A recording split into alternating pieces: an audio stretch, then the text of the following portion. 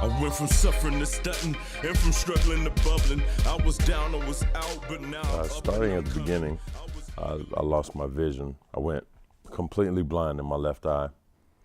And there's a fear to blindness that is paralyzing. So I was at a friend's house when I realized that I could not see at all out of my left eye. So I did the test where you cover your eye with your hands and try to see the perspective from each eye, and I could see out of my right eye but not my left. So I had hints that I was losing my vision, having to catch a ball twice that was passed to me, or not being able to see clearly while driving, but not complete lack of vision. So I made an eye appointment. The eye doctor was, she exhausted all means to help me. And one of the things that she did, she gave me a pamphlet. I looked at the pamphlet, and on the pamphlet there described different disorders of the eye. And so one of the things that scared me most was the idea of having macular degeneration. So I prayed. I said, God, please don't let me have macular degeneration. That prayer was answered. I didn't have macular degeneration. I had something much more serious going on. So, she couldn't get to the root of the problem. She was like, there's something pressing on your eye. I don't know what it is. So she made an appointment with another guy. Dr. Bond was a eye brain specialist. He took me through a battery of tests. After the tests, results came back, he sent me to get a brain scan. And I think that was a new level of fear that I hadn't really ever experienced. I've never broken a bone. I've never had any type of problem with my brain whatsoever. I graduated cum laude, graduated, played sports. I didn't have any type of indication or inkling that something could ever be wrong with my brain. So the brain scan revealed a tangerine-sized tumor. And I remember him being on the phone talking about it in a way like, man, this thing is huge, you got to see it. To one of his colleagues, he's on the phone with one of his colleagues, like, man, this thing is huge, you got to see it. So he sends me to this colleague of his who lacked a bedside manner. He was like, man, that thing is huge, man. We got to get it out of there. Not all doctors are the same. And so being displeased with him, I asked him, I said, my question was, I've been trusting God all this time, man. Why do I need to have brain surgery? Why can't I just trust God that I'm going to continue to live? He said, look, you lost your sight. You're going to lose your ability to speak, move your arms and legs. You're going to become a vegetable because this is on your pituitary gland, which is one of the epicenters of the brain. So we need to remove this. So I said, what are my choices? He's like, you can let me do it or you can get a second opinion. Let's do that. So I went and got the second opinion, and that's where I found Dr. Thompson at Vanderbilt, who wound up performing my first brain surgery. Now, what were you thinking when you finally agreed to take the surgery? And did you know about the risks that were involved, and how serious were those risks? Okay. One word characterizes the first brain surgery, and that's fear. A fear unlike any I've ever known. Am I gonna die? Am I gonna die? Am I gonna die? in that order. How is my body gonna be different after the surgery? Am I gonna have some type of grotesque, the vanity slave, am I gonna have some type of grotesque healing process or scar or whatever, questions abound, and but primarily just gripped and paralyzed by fear. The entire process, I was being led by the nose. I was being told what was going to happen to me because, again, I'm fearing the vegetable state. I don't want to be a vegetable. I'm also blind, which is affecting me deeply. So I'm feeling every emotion ranging from fear to sadness to, I did the why me thing. I did all of this, looking back with the strength that you get from any experience, looking back, you see the weakness. Life is lived forward, but it's understood backwards. So what I was going through in that moment, I almost laugh about now because I made it through it. It's crazy. I went into it being aware of the risks of, I've never had any type of anesthesia, invasive surgery. There's a risk that you can bleed out. And they were operating on my brain. So, but one of the things that did put me at ease, Dr. Thompson asked me, he said, what's something that you do 4 times a week? And he was like, I do 4 of these a week. So that was comforting. It was allayed some fears. I was able to go forward with the process. The risks were very serious, and I was summoning all of my courage and all of my, it took everything I had to do the first surgery. So this was a very serious situation.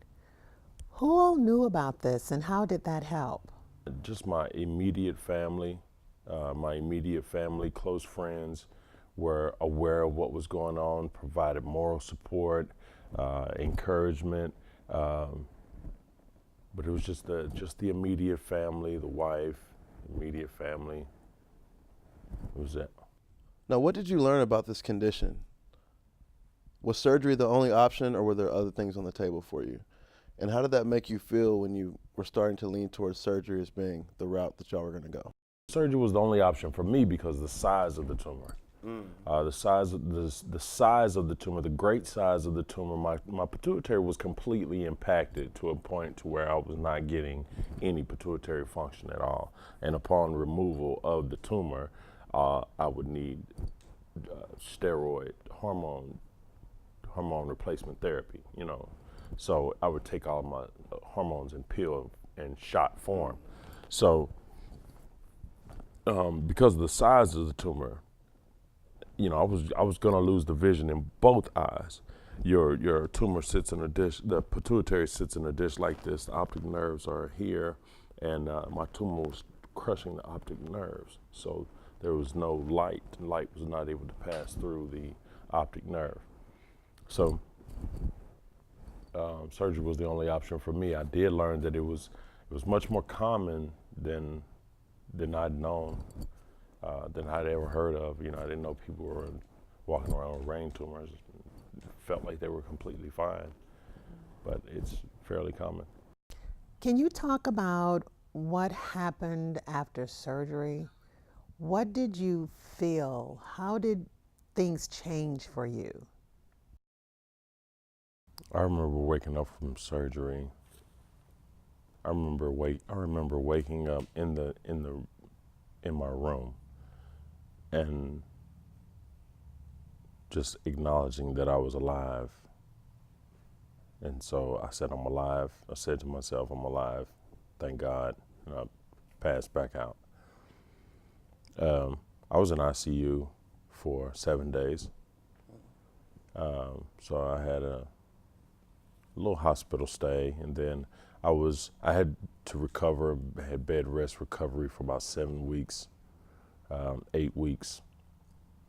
I was in a lot of pain. But I was relieved. I had a sense of relief that it was over, and I felt like this humongous ordeal that I had to summon all of my strength for, that this was, I was on the downside of it, I was encouraged. And so, the baby steps, being able to walk up the stairs or being able to give myself a shower, and, I celebrated those as, I was on my road to recovery. The things we take for granted, you celebrate taking a shower on your own. When you're on a floor in VICU or ICU, and you're aware, or you're made aware, that a number of people on that floor, they're not going home. I remember part of my recovery, what was paramount to my recovery, what they were focused on was my ability to walk laps around ICU. And so while it was excruciating, I had a catheter and so I'm carrying my urine and my fluids with me as I push myself around ICU, and you start to see different rooms. You start to look into different rooms, and you know, one thing about my room didn't have a priest in it. You know, my family wasn't gathered to say their goodbyes. And a lot of that had to do with, you know, the type of tumor that I had, but a lot of it had to do with my will. I knew I wasn't going to stay down long. I didn't intend to stay down long. And I think people who know me know that I was not going to be down long. How did life change for you? Did you feel the same? Did you feel different? And how was the healing process? Did they have you on medication, rehabilitation? What kind of place were you in when you were going through all that? The recovery process was difficult because for a lot of it, I was alone. You know, everybody cares and has concern, and they come in the immediacy of the moment, but they have to go on with their lives. They have to go back to work. They have to go back to their daily lives. And so in those, there are some very lonely and low moments when you're in pain and you've just had this humongous ordeal. So yeah, it was arduous recovery time. But again, my will got me through. I took myself to the gym, you know. I feel like that's a huge part of my recovery was the fact that I was always involved in you know, physical activity. And the tumor impacted all of my endocrine system. So I got a thyroid situation, I got adrenal glands, you know, so my body has difficulty fighting sickness and disease. So these are the type of medicines that I take just to keep me at an energy level that a normal person would feel. That was a lot to go through. I imagine that you might have had a lot of emotional feelings with this. Were there times when you were really sad or experienced some level of depression? The saddest moment that I remember, the lowest moment, my lowest moment, because I had to go into this by choice. I had to choose to go through with the surgery. My lowest moment was putting my clothes in that bag, wondering if I would come back to that bag. So putting my clothes in the bag and putting on the hospital gown, that was the saddest, lowest, most depressed. You know, the days leading up to the surgery, anticipating what's going to happen, were pretty low as well. But every day after the surgery, I was on my way up. It's largely because that's my mentality, you know. So it's just kind of how I'm built. So every day was better than the day before, because I had another day. Every day, if I was given another day, it was better than the one before. Now, after successfully making it through the surgery, you're in the VICU. You're surrounded with a lot of grim situations and people that may or may not make it. What did you call on to make it through? Was there a moment that you knew that you were going to make it through? And was it more faith, willpower? What basically got you through that tough recovery process? Okay, let me tell you now, when I found out, you know, people have an emergency relationship with God sometimes. I think we're all guilty of that. Mm-hmm. And so I went to every church before my brain surgery. I went to a Catholic church. I went to every church, right? And so I went to a friend of mine. You know, people started inviting you to church and realize something's going to happen to you. Yeah. My mom is a part of a group of prayer warriors. You know, they all standing on top of a building, just getting as close to God as they can to make sure you hear me on this one. So, but no, I just asked God to stand in the gap. You know, that part where I wasn't going to be online, be right there. The part between me closing my eyes and me waking back up, stand right there in that gap for me. And man, made it. Powerful. Yeah, that's facts too. Wow. So you've gone through this challenging first surgery, and now the tumor grows back. What does that mean for you? The second surgery, where fear characterized the first surgery, anger characterized the second. I was propelled by fear by the first surgery. I was paralyzed by fear the first surgery. I was propelled by anger the second surgery. Just an anger that I even had to do this again. Anger that I was never warned that a second surgery was a possibility. So angry. But again, the will and the resolve from having had surgery, the brain surgery before, I was able to push through the second time as well. With the radiation, the subsequent radiation, I was aware that there were a lot of eyes on me. There were a lot of people watching me. And so, you know, because I was a role model for kids that I was mentoring and, you know, coworkers and family. And so I felt like my mentality, my mantra was, I'm going to show people how to go through something. I'm never going to quit. I'm never going to show a weak moment. And so I never missed a day of work throughout the radiation blasts. I tried not to have any ill mood, or I tried to show no signs of weakness through the radiation. I do remember being focused on that. How are you now, and what is life like for you? I feel good. I feel good. I'm strong in the gym. I'm a beast on the mic, you know. I'm doing what I love to do, pursuing some musical aspirations, and I'm happy. Things are good with my family, and I do have a beautiful daughter. So, What's her name? Her name is Serenity. What exactly do you want out of life now? And how do you go about achieving it using this new strength that you've discovered within yourself?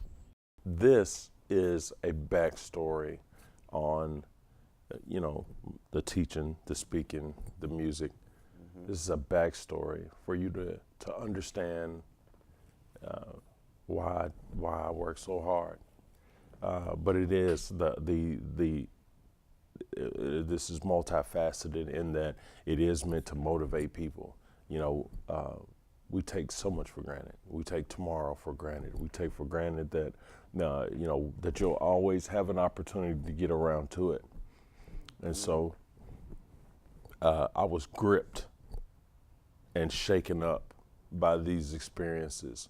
And so I feel like we got to capitalize on every opportunity. We got to maximize every moment because you don't know when it could be over. So there seems to be a really good ending to this story. Can you tell me what it is you want out of life now and how you go about obtaining that? Well, primarily got to be a good father to my daughter. That's the most important thing in my life. But I would like to inspire others. I'd love to use my story to motivate people who are in similar situations where their courage is being called upon, to encourage others, to say that, you know, if I could be at my deepest depths and and come back strong. So can you. We all just take turns going through stuff. I'm so glad y'all could be a part of this. Thank you, Mom. I'm glad you were able to be in town and clear your schedule. I'm glad you were able to be in town on me. I'm glad we were able to get this done. Two of my favorite people, two of my biggest supporters. And so it was only right that you guys be involved in this. Thank you. Thank you so much. Thank you. I appreciate it. If I want it, I get it. If I said it, I did it. I run it just like the 100. And I'm not even winded. You see the whips that I'm whipping. You know the money is piling. Private jets that I'm flying. I'm headed out to an island. I do the Gucci and Prada, not Abercrombie and Fitches. Making hit after hit. This one is over the fences. In my